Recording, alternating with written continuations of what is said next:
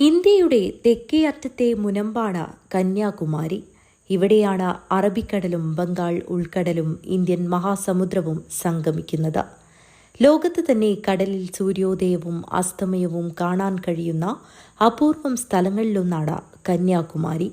ഇവിടെ നിന്ന് ഉദയാസ്തമയവും കാഴ്ചകളും കാണാൻ വിദേശികളടക്കം പതിനായിരങ്ങളാണ് ഓരോ ദിവസവും കന്യാകുമാരിയിൽ എത്തുന്നത്.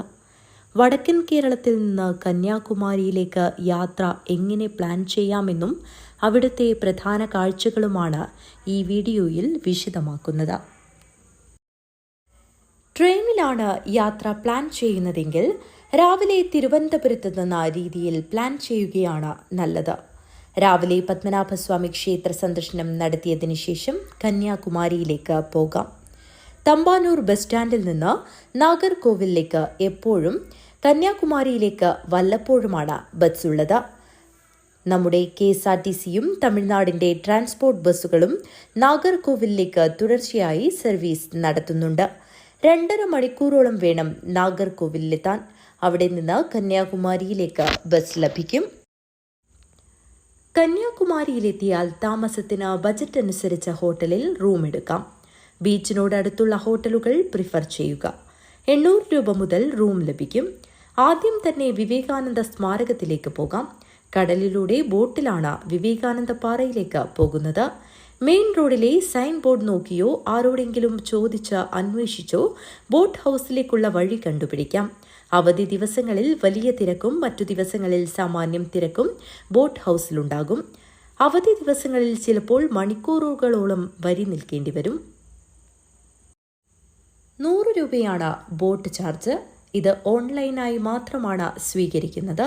ഇക്കാര്യം പ്രത്യേകം ശ്രദ്ധിക്കുക. തമിഴ്നാട് സർക്കാരിന്റെ പൂംബുഹാർ കോർപ്പറേഷന് കീഴിൽ വലിയ ബോട്ടാണ് സർവീസ് നടത്തുന്നത്. ഒരേ സമയം 150 പേർക്ക് ഇരുന്ന് യാത്ര ചെയ്യാം. ബോട്ടിൽ 10 മിനിറ്റിൽ താഴെയേ ഇരിക്കേണ്ടി വരികയുള്ളൂ. വിവേകാനന്ദ പാറയിലെത്തിയാൽ 30 രൂപ ടിക്കറ്റ് എടുക്കണം.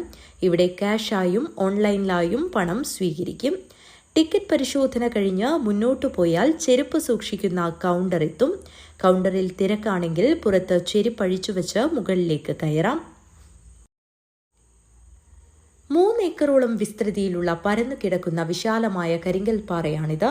1892 സ്വാമി വിവേകാനന്ദൻ ധ്യാനിച്ചിരുന്ന പാറയിൽ 1970 വിവേകാനന്ദ സ്മാരകം നിർമ്മിച്ചത്. സ്മാരകത്തിലേക്ക് പോകും മുൻപ് ദേവി കന്യാകുമാരിയുടെ കാൽപാദം പാറയിൽ പതിഞ്ഞ മണ്ഡപം സന്ദർശിക്കാം. ഇതിനകത്ത് ഫോട്ടോയും വീഡിയോയും വിലക്കിയിട്ടുണ്ട്. കാൽപാദം ആളുകൾക്ക് ചുറ്റി നടന്ന് കാണാവുന്ന വിധത്തിലാണ് ക്രമീകരണം. കുത്തനെയുള്ള പടികൾ കയറി വേണം വിവേകാനന്ദ മണ്ഡപത്തിലെത്താൻ. പ്രശാന്ത സുന്ദരവും നിശബ്ദവുമായ ഹാളിൽ സ്ഥാപിച്ച 18 അടി ഉയരമുള്ള സ്വാമി വിവേകാനന്ദന്റെ പ്രതിമയാണ് ഇവിടുത്തെ ആകർഷണം.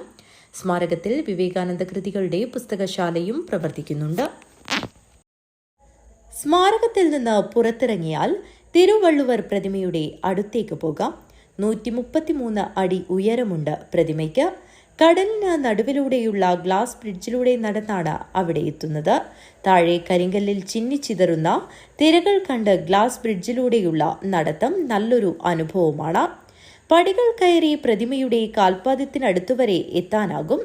വിവേകാനന്ദ പാറയിലെയും കരയിലെയും കാഴ്ചകൾ ഇവിടെ നിന്ന് നന്നായി ആസ്വദിക്കാനാകും. വീശിയടിക്കുന്ന കടൽക്കാറ്റും കരിങ്കൽ പ്രതിമയുടെ തണുപ്പുമെല്ലാമായി നല്ല ഉന്മേഷത്തോടെ ഈ കാഴ്ചകളെല്ലാം കാണാം. വിവേകാനന്ദ പാറയും ഗ്ലാസ് ബ്രിഡ്ജും ബാക്ക്ഗ്രൗണ്ടായി അടിപൊളി സെൽഫി എടുക്കാനും കഴിയും. ഫോട്ടോ എടുത്ത് ഉടൻ തന്നെ പ്രിന്റ് നൽകുന്ന ആളുകളും ഇവിടെയുണ്ട്.